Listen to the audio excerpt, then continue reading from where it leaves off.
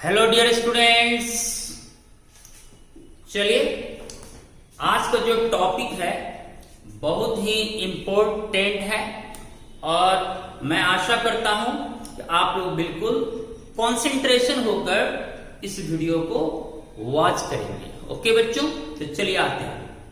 पिछले क्लास में हम लोग लीनियर वॉइड्स के बारे में जाने, ट्रायंगुलर वॉइड्स के बारे में जाने और आज हम लोग टेट्राहेड्रल वॉइड्स की स्टडी करेंगे। आइए जानते हैं टेट्राहेड्रल वॉइड्स कैसे फॉर्म होती है। ये टेट्राहेड्रल जो वॉइड्स होता है ये 3D होगा। मैंने लिखा अभी tetrahedral voids 3D, 3 dimensional form होगा। इसमें लेयर के ऊपर भी लेयर होगी। ये 3 डायमेंशनल वॉइड्स होता है। ये कैसे फॉर्म होती है जरा सा आप यहां देखेंगे। सबसे पहले हम लोग 3 स्फीयर्स को इस तरह टचिंग कर देंगे। देखो ऐसा, तो हम लोग एक ट्रायंगुलर बेस बना लेंगे। Triangular base, triangular layer form कर लेंगे। ऐसे जस्ट इस तरह से ट्रायंगुलर बेस बन गया। तीनों टचिंग में है एक दूसरे के। अब जो बीच में एम्प्टी स्पेस है, बीच में क्या है बच्चों? एम्प्टी स्पेस है। अब इसके ऊपर एक स्फीयर हम लोग ऐसे रख देंगे। टॉप लेयर का एक स्फीयर इसमें आ जाएगा। ऐसे देखो आ गया। अब जो सेंटर पे एम्प्टी स्पेस है, सेंटर पे देखो क्या एम्प्टी स्पेस, बीच में एक एम्प्टी स्पेस बन गई। ये जो सेंटर पे एम्प्टी स्पेस है उसी एम्प्टी स्पेस का नाम होगा टेट्राहेड्रल वॉइड्स। और ये जो सेंटर पे एम्प्टी स्पेस बना वह सराउंडेड है कितने स्फीयर्स से? देखो 1 2 3 4 स्फीयर्स से क्या हो गया? ये सराउंडेड हो गया। तो चूंकि यह वॉइड 4 स्फीयर्स से सराउंडेड है, इस वॉइड का नाम हो गया टेट्राहेड्रल वॉइड्स। यानी जो टेट्राहेड्रल वॉइड्स होता है वह 4 स्फीयर्स से सराउंडेड होता है। अब कल्पना करो कि अगर हम इस वॉइड में एक एटम रख दें। वॉइड में तो स्मॉलर एटम होता है। सपोज एक कैटायन हमने यहां रख दी इसमें, तो जब वह एटम इस वॉइड को ऑक्युपाई करेगा तो वह एटम इन 4 स्फीयर के टचिंग में आ जाएगा। यानी जो सेंटर पे हम वॉइड में एटम रखेंगे वह एटम इस 3 स्फीयर के भी टच में रहेगा और ये टॉप स्फीयर के भी क्या रहेगा? टच में रहेगा। जो टेट्राहेड्रल वॉइड को जो एटम ऑक्युपाई करेगा वह एटम 4 स्फीयर्स के टचिंग में रहेगा। इसलिए उस एटम का कोऑर्डिनेशन नंबर कितना हो जाएगा बच्चों? 4। जो एटम टेट्राहेड्रल वॉइड में रहता है उसका कोऑर्डिनेशन नंबर होता है कितना?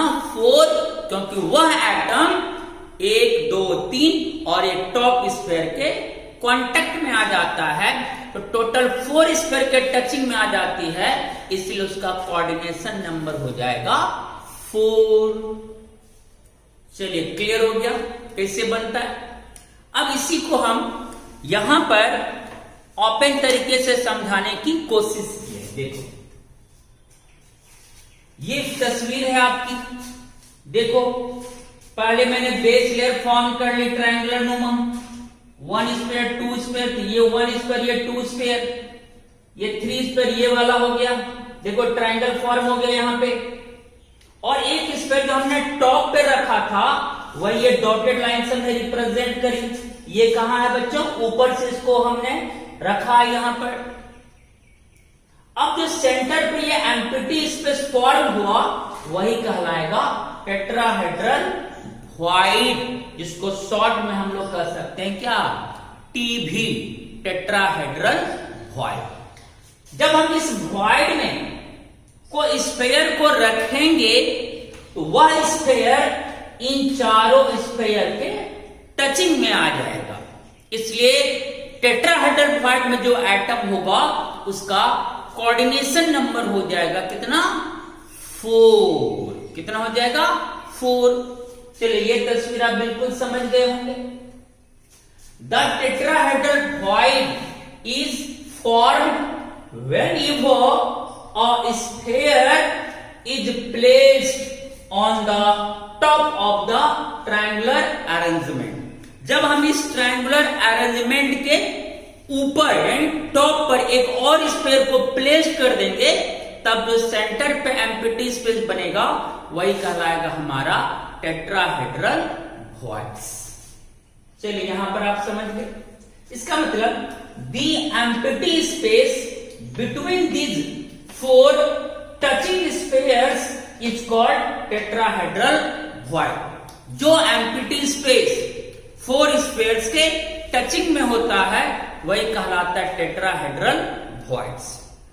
और इसमें क्या टेट्राहेड्रल नाम क्यों पड़ा इसका पहले ये भी जान लो। ये 4 स्फीयर से सराउंडेड है इसलिए टेट्राहेड्रल नाम पड़ा, ऐसी बात नहीं है। टेट्राहेड्रल इस एम्प्टी स्पेस का नाम इसलिए पड़ा क्योंकि ये 4 साइड्स से 4 फेसेस से सराउंडेड है, इसलिए इसका नाम पड़ा टेट्राहेड्रल वॉइड्स। देखो सेंटर पे जो एम्प्टी स्पेस है, सेंटर पे जो एम्प्टी स्पेस है वो 4 फेसेस से सराउंडेड है, इसलिए उसका नाम पड़ा टेट्राहेड्रल वॉइड्स। 4 फेसेस कैसे, देखो यह एक फेस हो गया, यहां देखो 1 फेस, ये ट्रायंगल नुमा 1 फेस यहां फॉर्म हुआ। देखो यहां यह एक फेस होगा, आगे वाला फेस ये हो गया एक फेस, फिर ये दूसरा ट्रायंगल नुमा फेस 2, फिर इधर से ट्रायंगल नुमा फेस 3, एक नीचे वाला ट्रायंगल नुमा फेस कितना हुआ बच्चों, 4 फेसेस से सराउंडेड है ये एम्प्टी स्पेस। फिर से देखो ये ट्रायंगुलर नुमा फेस 1, ये ट्रायंगुलर नुमा फेस 2, ये वाला ट्रायंगुलर नुमा फेस 3, और नीचे वाला ट्रायंगुलर नुमा फेस कितना हुआ 4। चूंकि यह एम्प्टी स्पेस 4 ट्रायंगुलर नुमा फेसेस से सराउंडेड है, इसलिए इसका नाम पड़ा टेट्राहेड्रल वॉइड्स। ठीक है, जिसमें नंबर ऑफ एटम्स इंक्लूड हुआ कितना 4। ठीक, द रीजन है टेट्राहेड्रल वॉइड्स बिकॉज ये 4 ट्रायंगुलर नुमा फेसेस से सराउंडेड है, इसलिए इस एम्प्टी स्पेस का नाम पड़ा टेट्राहेड्रल वॉइड्स। अब हम लोग आगे आते हैं। अब जैसे अगर मैं ओपनली बनाऊं तो देखो जैसे 2 स्फीयर्स है, ठीक, और इधर से एक स्फीयर है जो छुपा हुआ इसका कुछ पार्ट, ठीक है, एक्चुअली ऐसे ये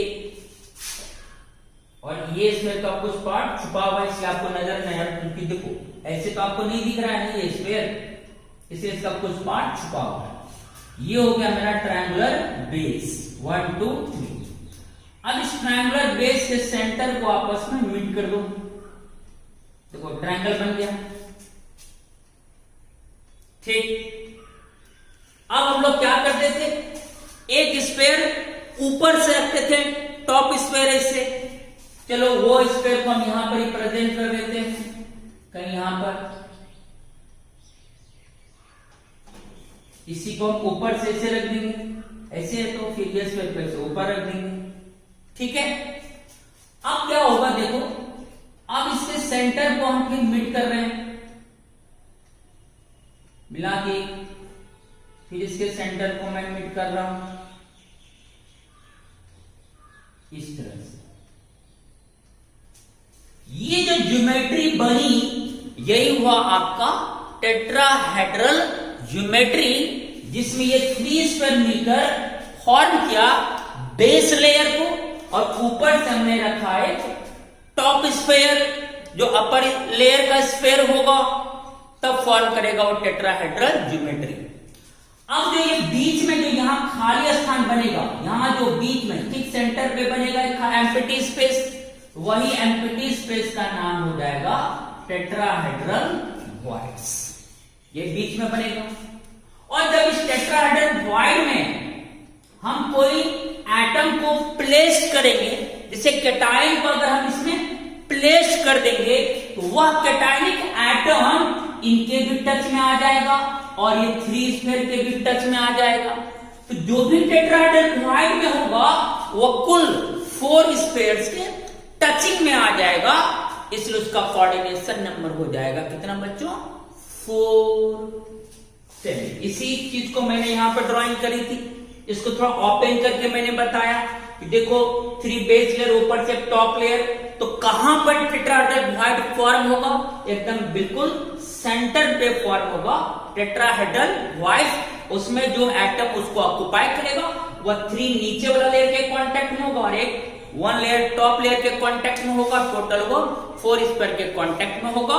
तो टेट्राहेड्रल वॉइड एटम का कोऑर्डिनेशन नंबर 4 होगा। चलिए ये भी क्लियर हो गया आपका। अब हम लोग यहां आते हैं, the common characteristics of a tetrahedral voids are. इसका क्या क्या कॉमन कैरेक्टरिस्टिक्स है? Size of the tetrahedral void is much smaller than that of the sphere या एटम। सही बात है, जो टेट्राहेड्रल वॉइड में होगा वो तो पैकिंग स्फीयर की तुलना में कम साइज का होगा। आपको तो मैंने पिछले वीडियो में बताया है, जो भी वॉइड को ऑक्युपाई करता हुआ स्मॉलर एटम होता है, तो जो टेट्राहेड्रल वॉइड में एटम होगा उसका साइज इन पैकिंग स्फीयर्स की तुलना में काफी क्या होगा? छोटा होगा।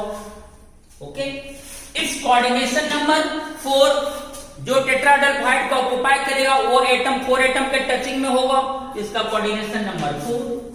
Radius of the tetrahedral void relative to the radius of the sphere is 0.225। इसका मतलब radius of void upon radius of sphere अर्थात radius of cation upon radius of anion का रेशियो होता है 0.225।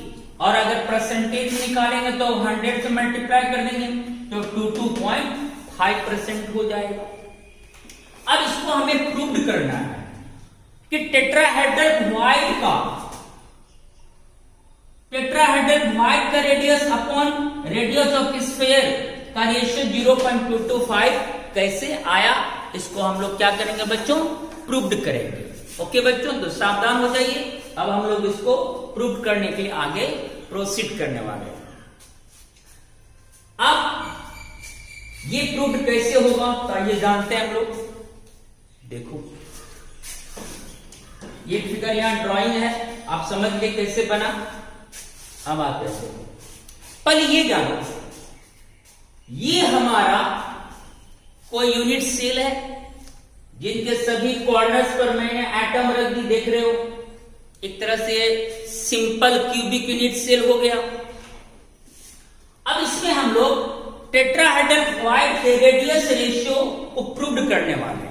तो सबसे पहले यहां कॉन्सेंट्रेट करो माइंड में। यहां देखो, ये देखो, इस कॉर्नर वाला जो यहां एटम है और जो इस कॉर्नर वाला यहां एटम है और जो इस कॉर्नर वाला यहां एटम है, ये जो 3 एटम है, देख लो ध्यान से, 1 2 3,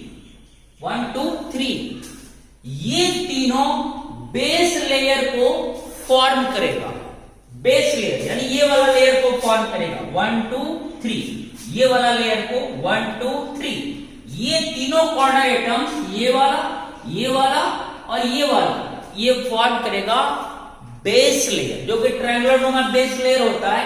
ये 3 कॉर्नर एटम्स फॉर्म करेगा ट्रायंगुलर बेस को। और ये टॉप एटम है वो ये वाला हो जाएगा, ये हो जाएगा 4th एटम जो उसके टॉप पर रहेगा। ये 1 2 3 ये बेस लेयर को फॉर्म करेगा और उसके ऊपर जो टॉप अप स्फीयर को रखते हैं वो ये वाला स्फीयर हो जाएगा, इस कॉर्नर वाला हो जाएगा। तो ये 3 कॉर्नर एटम और ये कॉर्नर एटम मिलकर एक टेट्राहेड्रल वॉइड को फॉर्म करेगा। एक टेट्राहेड्रल वॉइड फॉर्म होगा। कहां पर? इस यूनिट सेल के सेंटर पर फॉर्म होगा, यहां पर वो वॉइड आपका फॉर्म होगा। उसी तरह फिर ये कॉर्नर एटम, ये कॉर्नर एटम और ये कॉर्नर एटम, ये तीनों मिलकर फिर एक ट्रायंगुलर बेस लेयर फॉर्म करेगा और उसका टॉप स्क्वायर ये वाला हो जाएगा। तो फिर 1 2 3 4, फिर ये 4 मिलकर क्या करेगा? एक और टेट्राहेड्रल वॉइड को फॉर्म करेगा। इसका मतलब हुआ कि इस सिंपल क्यूबिक यूनिट सेल में टेट्राहेड्रल वॉइड कितना फॉर्म होगा? 2। ये बात देखो क्लियर से सुनो। 1 2 3 बेस लेयर बनाया, ये वाला बेस लेयर फॉर्म करा, ऊपर से जो स्फीयर हम प्लेस करते हैं वो ये हो गया। तो ये 3 और ये 1 4, ये 4 कॉर्नर एटम्स मिलकर एक टेट्राहेड्रल वॉइड फॉर्म कर लिया। ठीक, फिर अनदर देखो 1 2 3, ये 3 फिर एक बेस लेयर फॉर्म करेगा, ये उसके टॉप वाला स्फीयर हो जाएगा। तो फिर ये 1 2 3 4 मिलकर फिर एक टेट्राहेड्रल वॉइड फॉर्म करेगा। यहां इसमें कितना टेट्राहेड्रल वॉइड फॉर्म हो रहा है? 2। इसका मतलब SC simple cubic unit cell में नंबर ऑफ टेट्राहेड्रल वॉइड्स हो जाएगा कितना? 2। और दोनों का दोनों टेट्राहेड्रल वॉइड कहां बनेगा? सेंटर पे, यानी बॉडी डायगोनल पे, क्योंकि आपको पता है पहले मैं बता चुका बॉडी डायगोनल बॉडी के सेंटर से जाती है। तो बॉडी डायगोनल पर 2 टेट्राहेड्रल वॉइड फॉर्म होगा। टेट्राहेड्रल वॉइड कितना बनेगा? इसमें 2 इन SC यूनिट सेल, यानी 2 टेट्राहेड्रल वॉइड बनेगा सिंपल क्यूबिक यूनिट सेल में। अगर आप देखें तो देखो जरा, मैं इसको मिला दूं यहां से, फिर मैं इसको यहां से मिला देता हूं।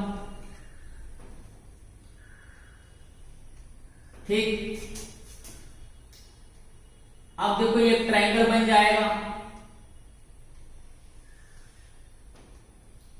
और फिर ये टॉप अप स्फीयर है, उसके सेंटर पे से मिला देते हैं। देखो ये बन गया।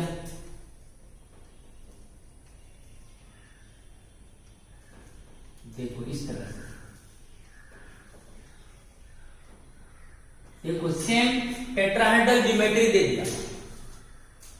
अब इसका जो यहां पर सेंटर यहीं पर बनेगा क्या? Tetrahedral voids. Tetrahedral void form हो गया सेंटर पे यहां पे, इस तरह से। वैसे आपको ये उतनी जानने की जरूरत नहीं है, बस मैं बता रहा हूं। अगर आप फिगर ड्रॉ कर सकते तो ठीक है, अदरवाइज कोई बात नहीं है। आओ यहां पर, अब फिर देखो उसी तरह से मैंने कहा था ये वाला,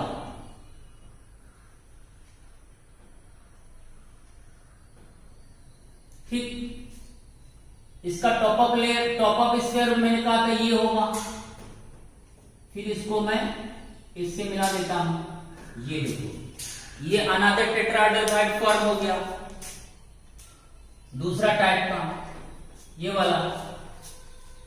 अब जो इसका भी सेंटर होगा, इसका भी बॉडी डायगोनल होगा।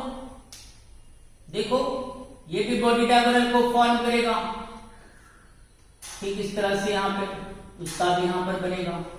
यानी 2 टेट्राहेड्रल वॉइड फॉर्म होगा। जब भी आप बस आपको माइंड में रखना है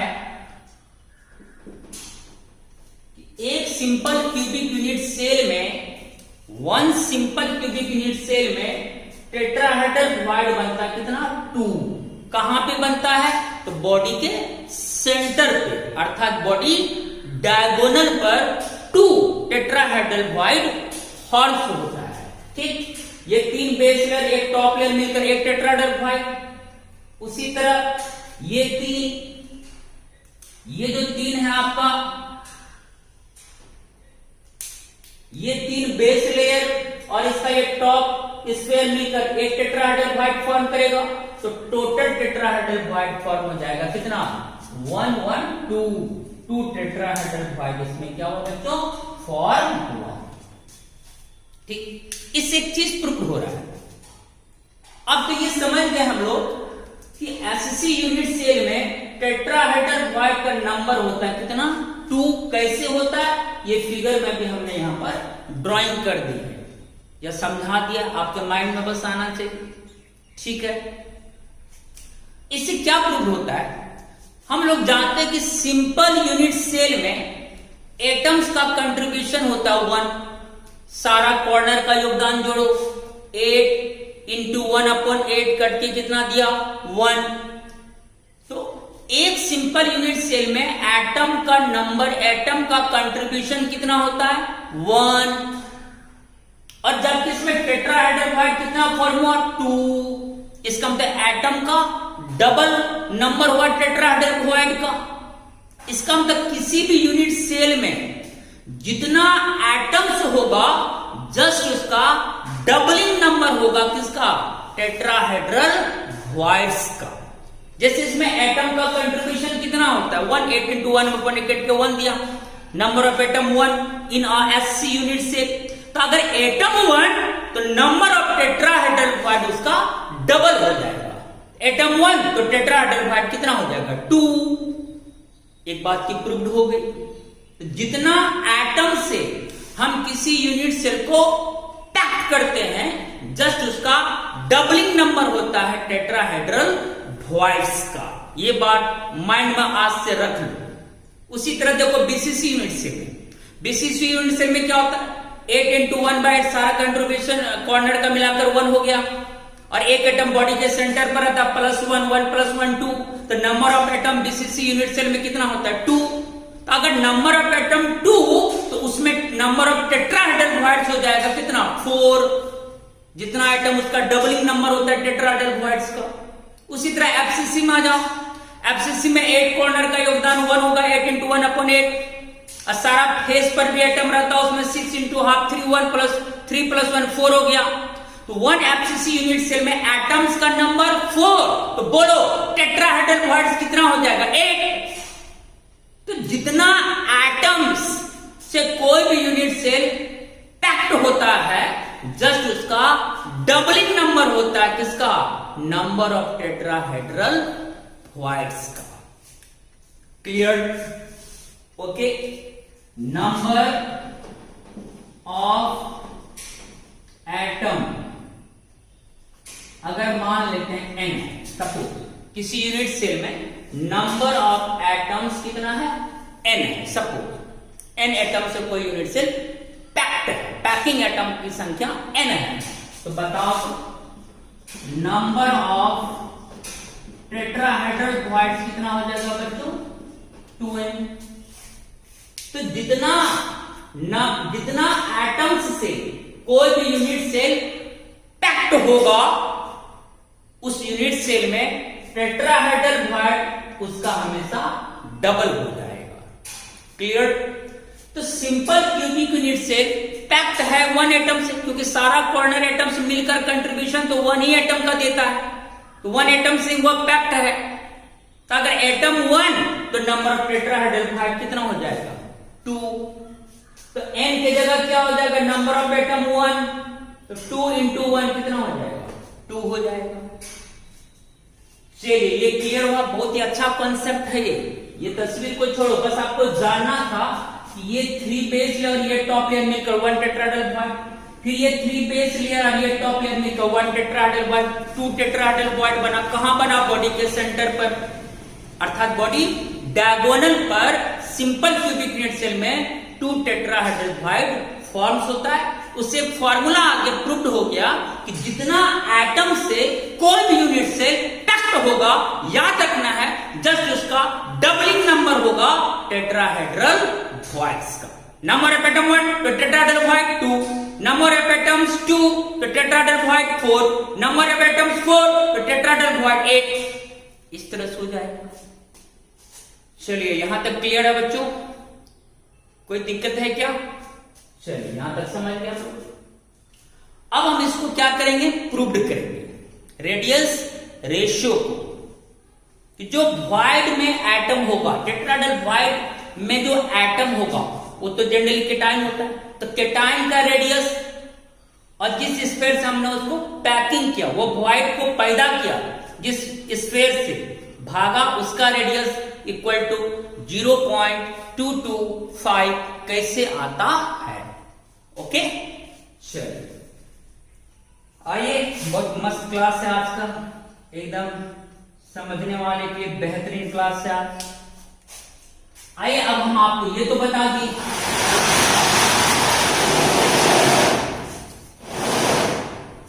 अब हम इसको करेंगे प्रूफ। ठीक है बच्चों, ध्यान से देखना सब कुछ। देखो ये मैंने यूनिट सेल कोई बना ली, ठीक है, यही 3 अब जो मैंने बताया वहां पर, ये 3 मिलकर एक बेस लेयर फॉर्म करेगा, ये और ये, यानी ए बी ई, ये ए बी ई मिलकर बनाएगा बेस लेयर, जो ट्रायंगुलर बेस बनता है। ये जो एप है ना, एप ये उसका हो जाएगा क्या, टॉप वाला स्फीयर। तो सेंटर पे क्या बनेगा, टेट्राहेड्रल वॉइड। अभी हम वन टेट्राहेड्रल वॉइड यहां रिप्रेजेंट किए।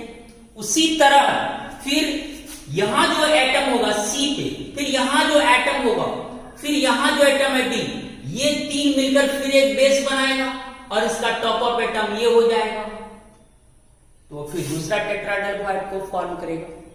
ठीक है भाई, चलिए इसका टॉप ऑफ एटम ये हो जाएगा। तो इस तरह से A B E base layer form किया और ये एप उसका टॉप स्फीयर हो जाएगा।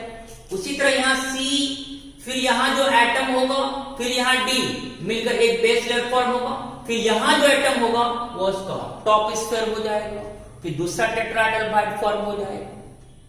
ठीक, ये बात समझ गए कि सिंपल यूनिट सेल के सेंटर पे यानी बॉडी डायगोनल पे कितना टेट्राहेड्रल वॉइड फॉर्म होगा, तो 2 टेट्राहेड्रल वॉइड फॉर्म होगा।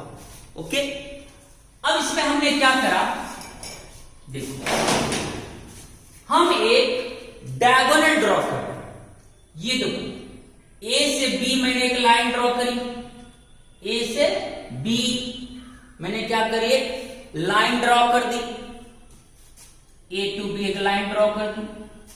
ये जो लाइन है वो ऊपर वाला फेस के सेंटर से गुजरा, इसलिए ये जो लाइन है ये कहलाएगा फेस डायगोनल। ये लाइन हमारा क्या कहलाएगा बच्चों, face diagonal, FD face diagonal. ठीक, जैसे ये देखो, ये मेरा क्यूब की तरह ही है। देखो अगर हम यहां से एक लाइन ड्रॉ करें, ये वाला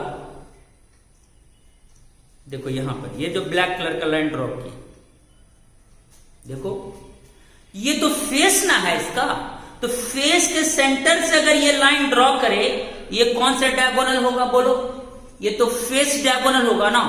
उसी तरह ए से बी मैंने एक लाइन ड्रॉ करी, ये तो फेस के सेंटर से ये लाइन गुजरा, ये कौन सा डायगोनल होगा बच्चों, फेस डायगोनल हो जाएगा। क्लियर। अब हम लोग यहां आते हैं, अब एक जब डायगोनल ड्रॉ करी तो देखो ए सी, यहां जो सी है, और बी एक ट्रायंगल बन गया, ए सी बी एक ट्रायंगल बन गया, ए सी बी। यहां लिखते हैं in triangle A C B, in triangle A C B. अब इसमें हमें जानना है एसीबी में हाइपोटेन्यूज कौन होगा। अब देखो ये जो एंगल है यहां, ये 90 डिग्री होगा। कैसे होगा 90 डिग्री, तो देखो सेम यही क्यूब यहां पर है रखा हुआ, ठीक है। अब देखो यहां पर ए है, यहां पर देखो ये जो कॉर्नर है ये ए एटम है, ये कौन हो गया ए, और ये जो लाइन दिख रहा है ए टू सी, तो एक्चुअली कैसा हुआ, ऐसा ना हुआ जैसे ये हुआ आपका ए, ये हुआ ए, ये हुआ आपका सी, ए और सी। देखो ये ऊपर वाला ये तो 90 डिग्री होगा ना, ये कितना होगा 90 डिग्री होगा, नहीं होगा। अब देखो ये लाइन गया, ये लाइन गया, और ये जो आपको तिरछा दिख रहा है, एक्चुअली तिरछा नहीं है, ये कैसा ऐसा होता है, ऐसा, ये ऐसा होता है, सीधा सीधा एक दो होता है एकदम सीधा, ये सीधा देखो ना, ये लाइन ऐसे है, ये लाइन ऐसे है, ये एंगल कितना होगा 90 डिग्री।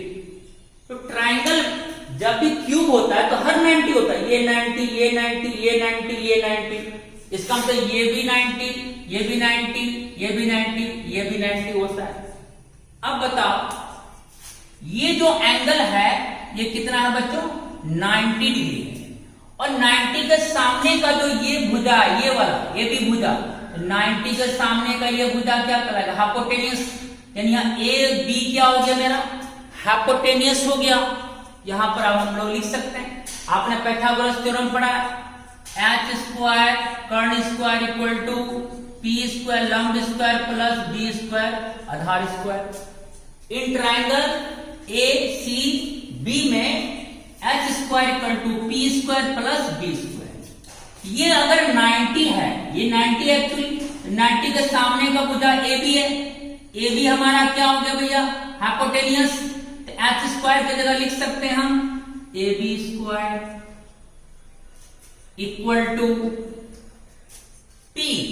अब इन दोनों में कोई एक पी होगा कोई एक बी होगा, एसी और बीसी, एसी और बीसी। चूंकि ये क्यूब है इसका सभी भुजा तो बराबर होती है, बारहों एज ए होगा, ए लंबाई ए चौड़ाई ए ऊंचाई ए, सारा भुजा इसका क्या होता है इक्वल होता है। ठीक, जो एसी भुजा होगा उतना ही बड़ा बीसी भुजा होगा, क्योंकि क्यूब की सभी भुजाएं बराबर होती है। सभी की भुजा को हम ए मान लिए, इस तरह से हो जाएगा पी स्क्वायर तो AC square plus B square तो बीसी स्क्वायर। अब यहां आ जाओ A B square equal to AC भुजा ए स्क्वायर, बीसी भुजा ये ए स्क्वायर इक्वल टू कितना हो जाए 2a स्क्वायर। अब देखो ए बी स्क्वायर यहां का मैं हटा रहा हूं, वहां रूट हो जाएगा √2 और ए स्क्वायर का √2a इक्वेशन हो गया 1। इक्वेशन क्या हो गया बच्चों 1 हो गया, इक्वेशन 1 √2a आ गया। अब हम लोग आगे आते हैं। नाउ अब ये जो फेस डायगोनल है ए बी, तो ये ए और बी एटम एक्चुअली टचिंग में होता है, यानी ए और बी एटम कैसा होता है एक्चुअली टचिंग में होता है, ऐसे होता है। ये ए एटम है सपोज और इस कॉर्नर पर बी एटम है, ये एक्चुअली ऐसे टच में होता है, टच में। ये हुआ ए एटम, ये हुआ बी एटम, ये कैसा होता है बच्चों टचिंग में होता है। ठीक, अगर हम सभी स्फीयर का रेडियस को कैपिटल आर मान लें, तो अब बताओ अगर ए और बी टचिंग में होगा तो ए और बी की दूरी यानी इसका सेंटर से इसकी सेंटर की दूरी कितनी हो जाएगी, देखो ये दूरी कितनी, ये हो जाएगा इसका रेडियस कैपिटल आर, ये हो जाएगा इसका रेडियस कैपिटल आर, इसका सेंटर से इसका सेंटर की दूरी हो जाएगा कितना देख लो R plus R equal to 2r।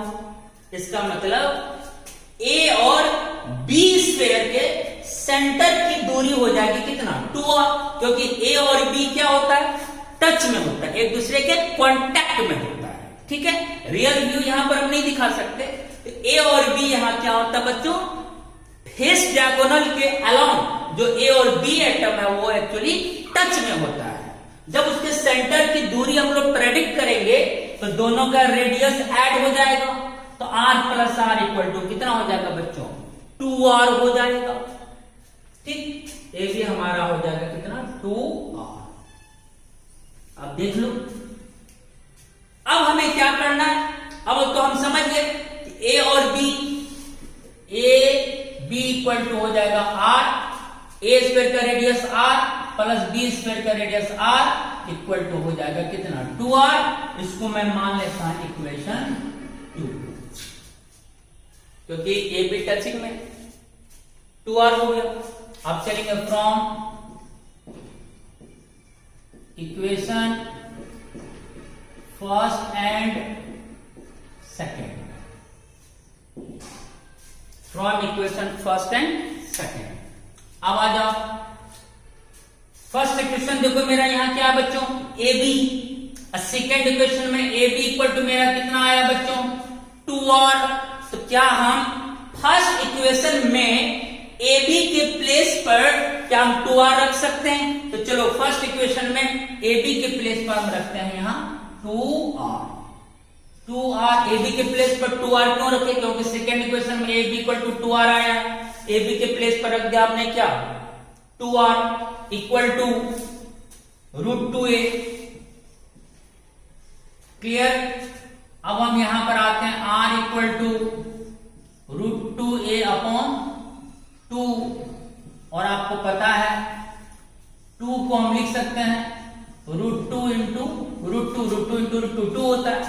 अब देखो √2 कट गया, it imply that r equal to आ गया a अपॉन √2। इसको हम मान लेते हैं इक्वेशन नंबर कितना, थर्ड।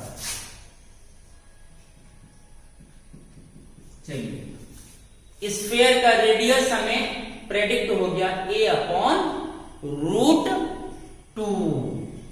a अपॉन √2, एक काम हो गया, स्फीयर का रेडियस प्रेडिक्ट हो गया। अब फेस डायगोनल ड्रॉ करे थे, उससे ये हमारा काम आ गया, स्फीयर का रेडियस निकल गया। अब हम एक बॉडी डायगोनल भी ड्रॉ करने जा रहे हैं। बॉडी डायगोनल क्या होता है बच्चों, जो बॉडी के सेंटर से जाता है। इस कॉर्नर का अपोजिट कॉर्नर ये होगा, सेंटर की ओर एक लाइन ड्रॉ कर दिए, और ये लाइन देखो पूरा बॉडी के बीचों बीच से गुजर रही है, बॉडी के सेंटर से गुजर रही है। ये जो लाइन है ये हमारा कहलाएगा बॉडी डायगोनल। तो यहां दो तरह का डायगोनल ड्राइंग करते हैं हम लोग, एक फेस डायगोनल और एक बॉडी डायगोनल। ये तो हमारा हो गया ए बी फेस डायगोनल, ये जो है ए डी ये हमारा हो गया बॉडी डायगोनल, जो बॉडी के अंदर अंदर सेंटर से गुजर रहा है। ये हमारा हो गया क्या बच्चों, बॉडी डायगोनल। ये जो डायगोनल ड्रॉ करें ये वाला, ये हमारा कहलाएगा बॉडी डायगोनल। क्लियर है? ये बॉडी डायगोनल हो जाएगा मेरा।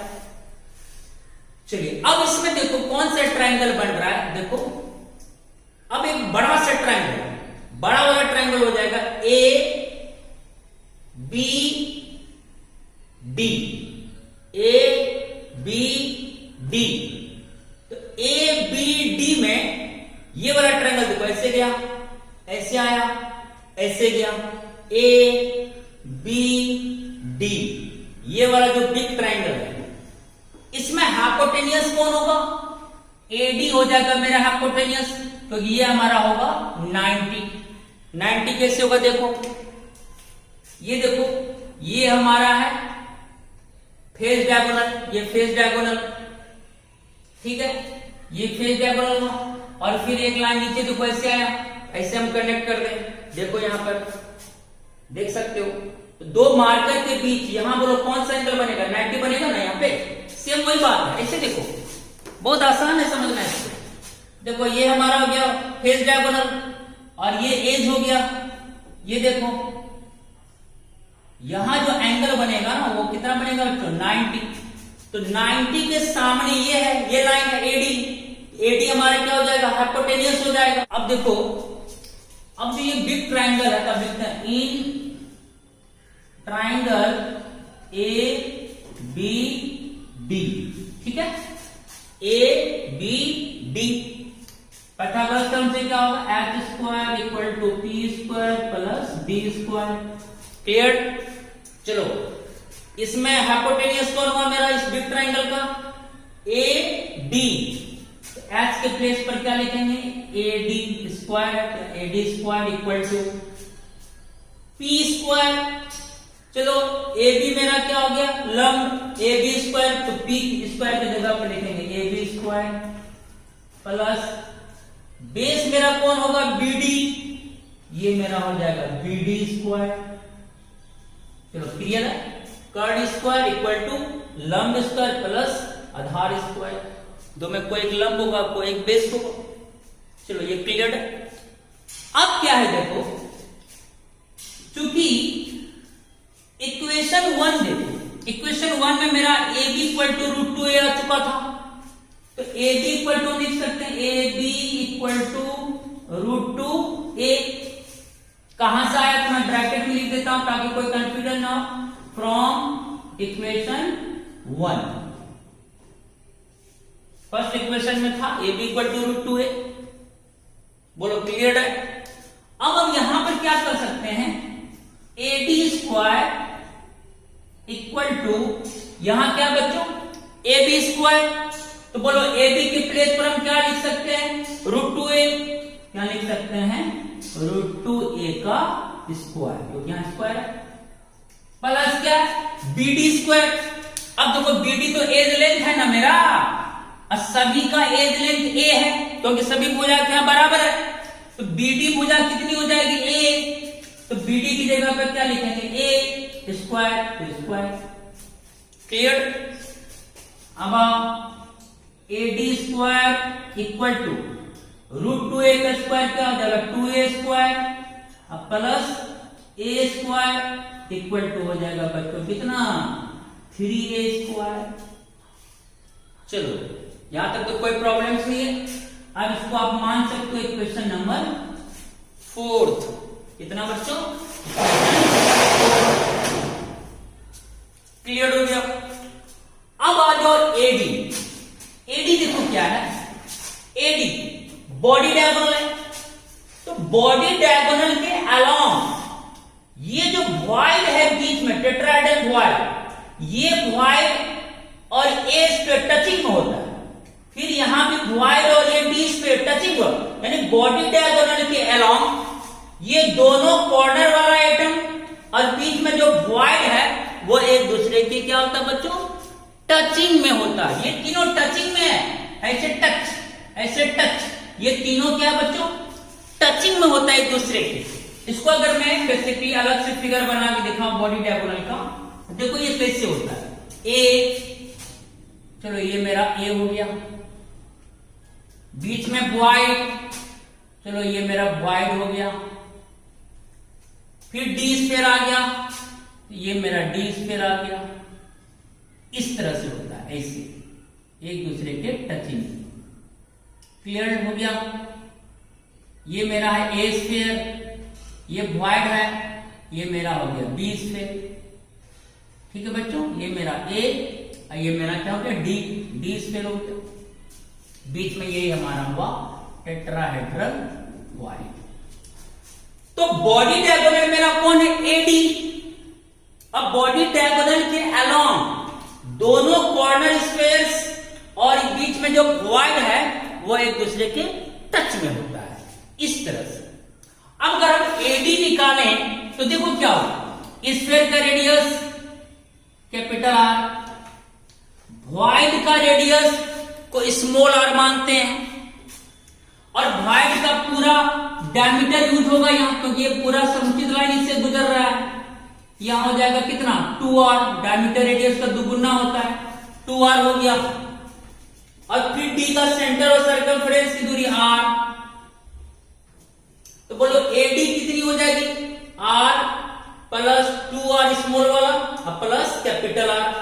इट इंप्लाई दैट एडी हमारा हो जाएगा r, ए स्फीयर का रेडियस r प्लस वॉइड का डायमीटर यूज होगा 2 स्मॉल r, प्लस फिर इस कॉर्नर स्फीयर का रेडियस r। एडी मेरा हो गया, ए से डी की दूरी होगी मेरा, ए से डी की दूरी। अब इसमें r प्लस r, 2r ये भी हो जाएगा, अब प्लस 2r, 2 कॉमन आ जाएगा, होगा r प्लस r। एडी हमारा आ गया कितना बच्चों, 2 into capital R plus small r। ठीक है, बॉडी डायगोनल कैसे टच में होता है यहां मैंने सेपरेटली बता दी, कोई कंफ्यूजन नहीं होनी चाहिए। अब इसको इक्वेशन मान लेते हैं हम लोग 5। आप लिखेंगे फ्रॉम इक्वेशन 4 एंड 5। 4 इक्वेशन में देखो यहां क्या है, एडी स्क्वायर, और एडी हमारा देखो यहां पर आ चुका चुका है ना, AD इक्वल टू इतना आ चुका है मेरा, ये तो बात क्लियर है मेरा।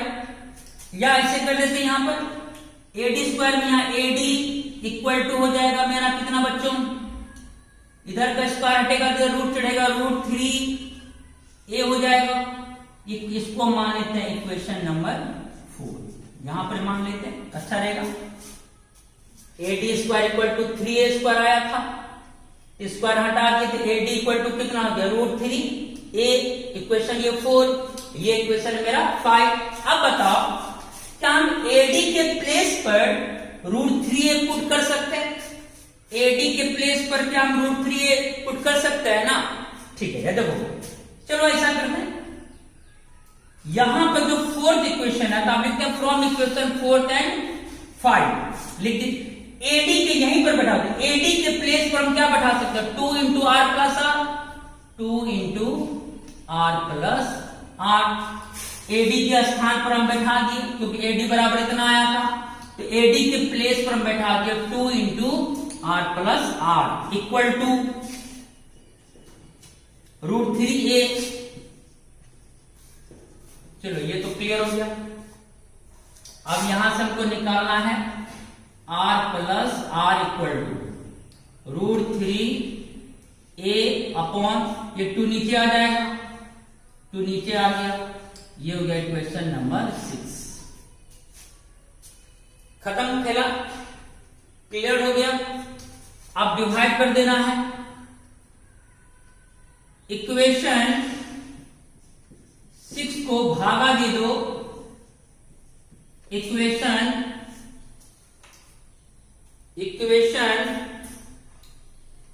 3 से। मेरा यहां कैपिटल आ रहा था a अपन √2, तो इक्वेशन 6 को डिवाइड करना है इक्वेशन 3 से। इक्वेशन 3 में r इक्वल टू आया था a अपॉन √2। इक्वेशन 6 का देखो लेफ्ट साइड क्या है, r प्लस आर अपॉन, और इक्वेशन 3 का लेफ्ट साइड क्या है, कैपिटल R, ठीक, इक्वल टू इक्वेशन 6 का राइट साइड देखो √3a अपॉन 2 अपॉन इक्वेशन 3 का राइट साइड a अपॉन √2। चलिए क्लियर है, इसको हम लिख सकते हैं r कट जाएगा तो 1 plus small r upon capital R, इसको इस साइड पर लिख सकते हैं हम, equal to √3a upon 2 into √2 ऊपर चला जाएगा अपॉन a। अब देखो यहाँ a क्या हुआ, कट गया बच्चों, 1 plus small r upon capital R equal to हो गया क्या, √3 इंटू √2, और नीचे में 2 को लिख सकते हैं हम √2 इंटू √2। अब देखो √2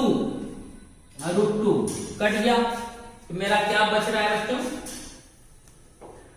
मेरा यहां बच रहा है 1 plus small r upon capital R equal to √3 upon √2, √3 upon √2।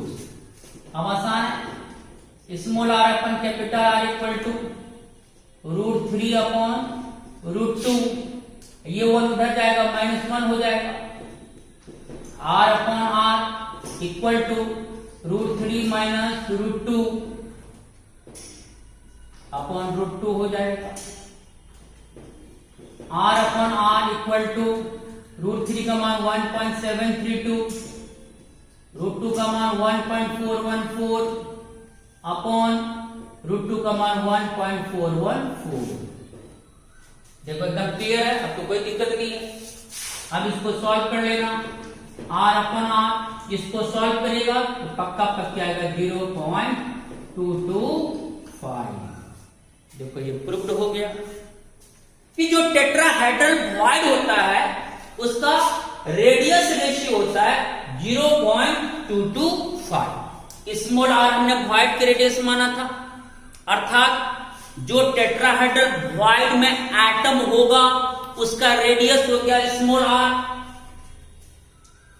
जो इस स्फीयर से हमने पैकिंग करा, यानी जो वॉइड के सराउंडिंग में स्फीयर्स है, उसका रेडियस हो गया कैपिटल R। तो radius of void upon radius of sphere equal to आया 0.225, या इसी को हम ऐसे भी लिख सकते हैं। व्हाइट में जनरली कौन आयन होता है? कैटायन। तो व्हाइट का रेडियस यानी radius of cation upon radius of anion equal to 0.225। ये हो गया। देखो बच्चों, इसका अर्थ हुआ जो टेट्राहेड्रल व्हाइट्स होता है उसका रेडियस रेशियो होता है 0.225। क्लियर हो गया। इससे पहले हम लोगों ने लीनियर व्हाइट पढ़ा था, उसका मान कितना था? 0.155 से कम था। उसमें 2 एटम टचिंग में था, व्हाइट का कोऑर्डिनेशन नंबर 2 था। उसके बाद ट्रायंगुलर व्हाइट्स पढ़ा, उसका रेडियस रेशियो कितना आया? 0.155। वहां 3 एटम टचिंग में था, व्हाइट के कोऑर्डिनेशन नंबर 3 था। जब हम टेट्राहेड्रल व्हाइट्स पढ़े, इसमें जो एटम टेट्राहेड्रल व्हाइट में होगा वो 4 एटम्स के टचिंग में होगा। यहां कोऑर्डिनेशन नंबर कितना आया? 4, और इसका रेडियस रेशियो कितना आया? 0.225। इससे क्या सीख मिल रही है? व्हाइट से जितना ज्यादा एटम टचिंग में होगा उसका रेडियस रेशियो उतना ही ज्यादा होगा। लीनियर व्हाइट का रेडियस रेशियो सबसे कम था क्योंकि वहां 2 एटम टचिंग में था। उससे ज्यादा रेडियस रेशियो आया ट्रायंगुलर व्हाइट्स का क्योंकि यहां 3 एटम टचिंग में आया।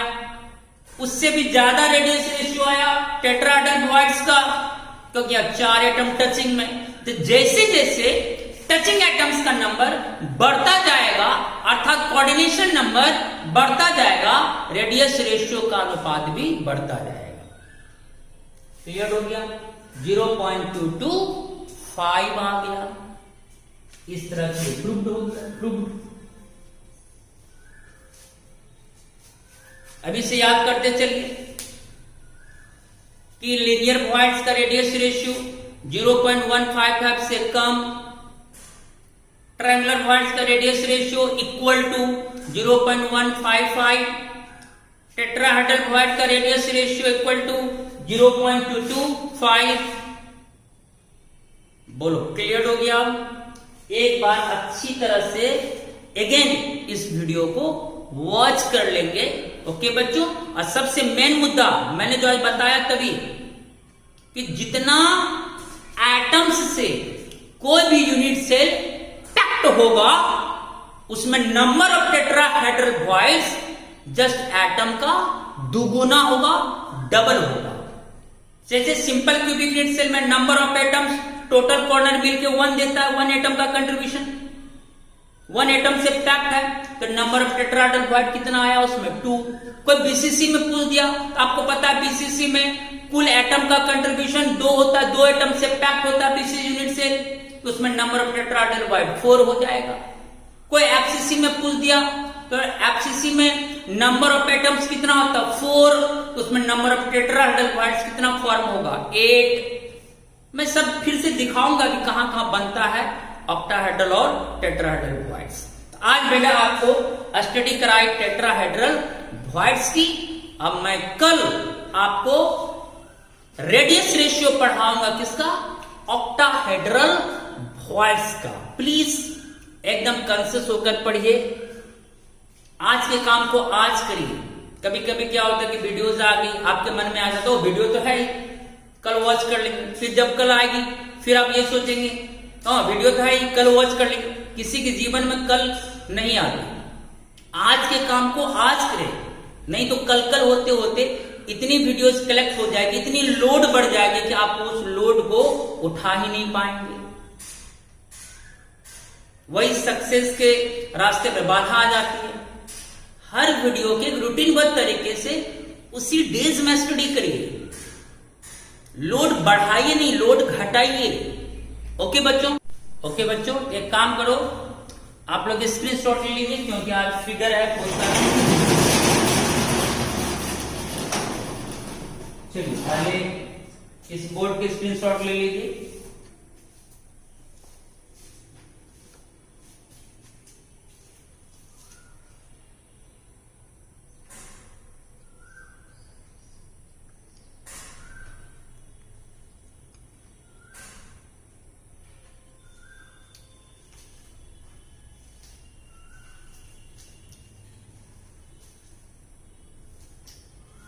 चलिए ले लिए।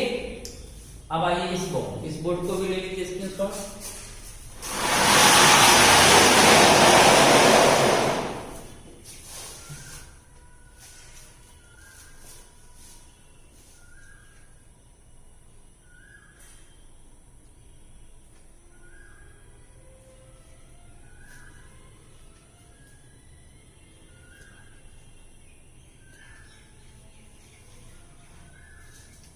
क्लियर हो गया? लेइए दोनों बोर्ड स्क्रीनशॉट। चलिए ओके बच्चों, तो टेक केयर एंड बाय।